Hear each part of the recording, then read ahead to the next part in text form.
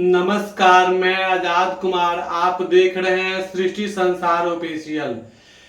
भारत में शिक्षा मंत्री रमेश रमेश हैं और बिहार का शिक्षा मंत्री सुनील कुमार हैं। आज हमारा बिहार शिक्षा के क्षेत्र में दुनिया में नंबर 1 है और विगत दिन से भी था, लेकिन कुछ समय से एक आईएएस अधिकारी अपने आप को शासन से बड़े समझ रहे हैं। ऐसा नहीं होना चाहिए। इससे पहले आप विवाद हुआ था, मुख्यमंत्री ने बोला था विधानसभा में, जहां बिहार का भाग लिखा जाता है, नसीब लिखा जाता है बिहार का, वहां पे मुख्यमंत्री नीतीश कुमार ने बोला था जो टाइमिंग होगा परीक्षा क्लास का 9 बजे 9:30 बजे जाइए और 4 बजे तक आप छुट्टी हो जाएंगे। आपको 10 से 3 था या 4 ऐसे ही उसका मीटर था। लेकिन के पाठक बहुत ही चर्चित हो गए हैं बिहार के लिए। वो अपना फरमान और आदेश के लिए चर्चित हो गए हैं। अधिकारी हैं आप, शासन नहीं है आप। आपको अधिकारी शासन का बात मानना होगा और आप बात मानते नहीं हैं। और हमारा बिहार का मुख्यमंत्री नीतीश कुमार के पाठक का जो नीतिगत फैसला है उससे शिक्षा व्यवस्था पे दुष्प्रभाव पड़ रहा है। सुधार के अपेक्ष दुष्परिणाम ज्यादा हो रहे हैं। शिक्षक पे इस पे काफी असर पड़ रहे हैं। शिक्षक दबाव महसूस कर रहे हैं। शिक्षक गुरु हैं। गुरुरे ब्रह्मा गुरुरे विष्णु गुरुर्देवो महेश्वर गुरुरे साक्षात देव परम ब्रह्म गुरुवे नमः। गुरु से बढ़कर कोई नहीं है। लेकिन आजकल बिहार में गुरु को बहुत ही समस्या झेलना पड़ रहा है। इससे पहले हमारे बिहार में गर्मी छुट्टी होता था विगत समय से।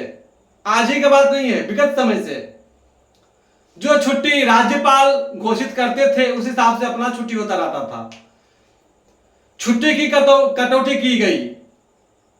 क्या शिक्षा विभाग में ही कटौती क्यों? और विभाग में क्यों नहीं कटौती किया जाएगा छुट्टी का? सारा विभाग में छुट्टी कटौती होना चाहिए। अगर होता है तो सब पे होना चाहिए, नहीं हो रहा है तो एक पे नहीं कटौती होना। सौतेला व्यवहार नहीं होना चाहिए। लेकिन खैर हो रहे हैं। नीतीश कुमार के आंख के सामने में ऐसा काम हो रहे हैं। और नीतीश कुमार का के पाठक आंख की तारा बने हुए हैं। ये साहब, आपका सरकार चलाना है, अगर अच्छा से नहीं चल पाएगा तो विधानसभा में लोग चुनाव में जो क्या हाल होगा सो आपको भी पता होगा। बिहार का नंबर 1 पार्टी तीसरा नंबर का पार्टी बना हुआ है। ऐसा नहीं होना चाहिए। इससे पहले इसका जो नियम था,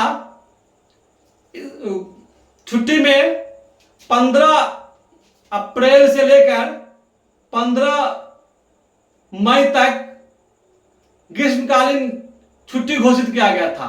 उसमें भी जो कमजोर बच्चे हैं उसको पढ़ाई के लिए टीचर को कहा गया था आप लोग पढ़ाइए, और टीचर लोग ने पढ़ाया भी।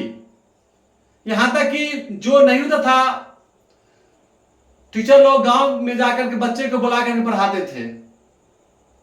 ये सही है, आपका फैसला पढ़वाए, अच्छा है। लेकिन क्या उनका हॉलीडे टीचर के लिए नहीं होना चाहिए? उनको लिए भी छुट्टी हॉलीडे मिलना चाहिए। टीचर कोई मशीन नहीं है जो उसको चला दीजिए और चलता रहेगा। उनको भी आराम की जरूरी होता है।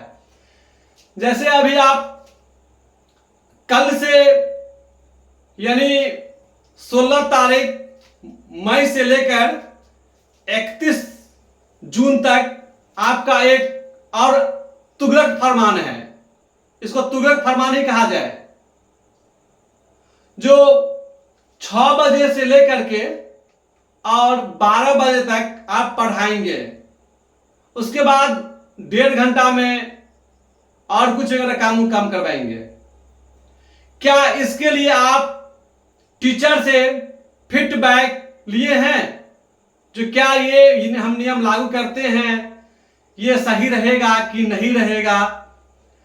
6 बजे पहुंचने का मतलब हुआ 4 बजे सुबह में गुरुजी के उठने का होगा, बच्चा का भी 4 बजे भोर में उठने का होगा।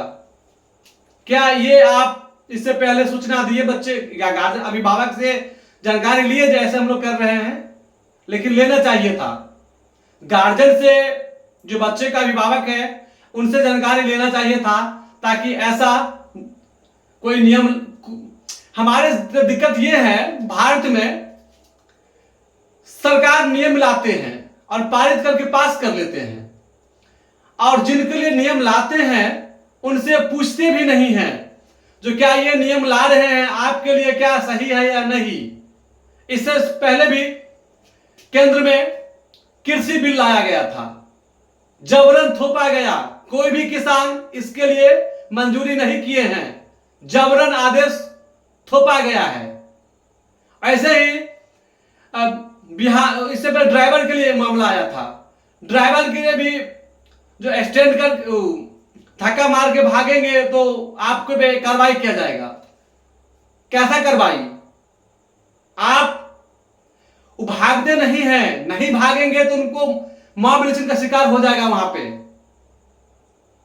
लेकिन खैर उसके बाद में सरकार ने उसका कुछ योजना को रोका गया है वहां पे। लेकिन ये नहीं होना चाहिए। कोई भी नियम लाइए उससे पहले जनता में दीजिए, जनता को बताइए हम ये बिल ला रहे हैं आपके लिए, क्या ये सही है या नहीं है। सरकार कहती है, कोई भी सरकार हो, वो कहती है हम जो भी लाते हैं उसका विरोध होता है। क्यों विरोध होता है इसका? क्योंकि आप गलत करते इसलिए विरोध होता है। गलत नहीं कीजिए, विरोध नहीं होगा। लेकिन आप लोग बात तो मानते नहीं हैं, जबरन आदेश लाते हैं। वो आदेश नहीं लाना चाहिए, क्योंकि 25 में चुनाव होने ही वाला है विधानसभा, उसमें पता चल जाएगा जो क्या होता है। खैर जो हो, इससे काफी बच्चे का दुष्प्रभाव पड़ेगा और शिक्षक पर भी दुष्प्रभाव पड़ेगा। और के पाठक पुनः इस पे विचार करें और टीचर को खुली पढ़ाने के छूट दें। टाइम में मत बांधिए। टाइम का बांधना मजदूर का बांधना होता है, जो मजदूर का बांधो टाइम में काम करेगा। देखिए क्या काम करता है टाइम बांधने के बाद। खुली छूट मिले टीचर को। जब तक टीचर स्वयं नहीं चाहेगा पढ़ाने के लिए तो नहीं पढ़ाएगा। जबरन कोई भी काम नहीं कर सकते हैं। जब तक आपका अंतरात्मा नहीं जगेगा तब तक आप नहीं कर सकते हैं। गुरुजी को बढ़ावा दीजिए, गुरुजी का कभी कभी हॉलीडे दीजिए, उसको प्रोत्साहित कीजिए। गुरुजी तो ऐसे लोग चाहते हैं जो हम पढ़ाएं, लेकिन टाइम में उनको बांधते हैं। वो देहाड़ी मजदूर नहीं है, वो गुरु हैं। ऐसे सरकार संज्ञान ले और पुनः विचार करें जो ये सब नियम लाया गया है। और हाँ, एक ये भी बात है, आप जो ये नियम लाए हैं विद्यालय में 90% उपस्थित होने का, उसमें अभिभावक के लिए कुछ बताए हैं? नहीं बताए हैं। अभिभावक को जागरूक कीजिए, विज्ञापन के माध्यम से, कोई भी माध्यम से जानकारी दीजिए और उस पर अमल किया जाएगा। उसके बाद यही ऐसा हो सकता है। शिक्षा का अधिकार मौलिक अधिकार है।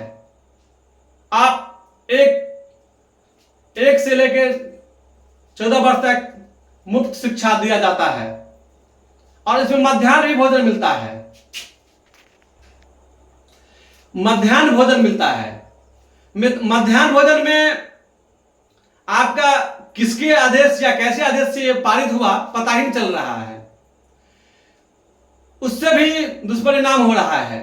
आप एक बार अधिकारी छोड़िए, मंत्री जी स्वयं आके निरीक्षण किया जाए कौन सी विद्यालय में जो उसका मापदंड है क्या उसका पूर्ति होता है, नहीं होता है पूर्ति। अभी वहां पे बनिया बन गया है, टीचर को बनिया बना दिया गया है।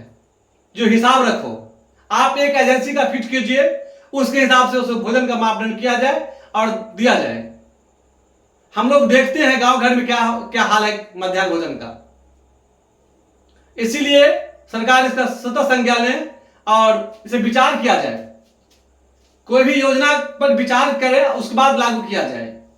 नहीं तो यही होगा जो आप तो चाहेंगे, आप इस पे अरबों खरबों रुपया खर्च होता है, हमारा शिक्षा पे सबसे अधिक खर्च होता है, लेकिन परिणाम अच्छा नहीं होता है। प्राइवेट में क्यों बच्चे को भेजता है, सरकारी में गरीब गुरबा के लोग, गरीब गुरबा के बच्चे पढ़ाई करते हैं, अमीर का नहीं। क्यों? कारण यही है जो आपका शिक्षा व्यवस्था सब चौपट है। नहीं तो अगर अच्छा शिक्षा व्यवस्था रहता तो कोई भी प्राइवेट स्कूल में नहीं जाता। ये आपको भी मालूम है, शिक्षा मंत्री सुनील कुमार और मुख्यमंत्री नीतीश कुमार जी को भी मालूम है। प्राइवेट विद्यालय क्यों चल रहा है? क्योंकि सरकारी विद्यालय में पढ़ाई ठीक से करवाने ही नहीं देते हैं। यही है, और सरकार भी इसको देखे, स्वदेशी अपनाएं, देश बचाएं। जय हिंद। अपना ख्याल रखें, बड़ों का सम्मान करें, छोटों का प्यार दें और अपना व्यक्ति इस प्रकार बढ़ाएं ताकि महिला भी सुरक्षित महसूस करे। जय हिंद।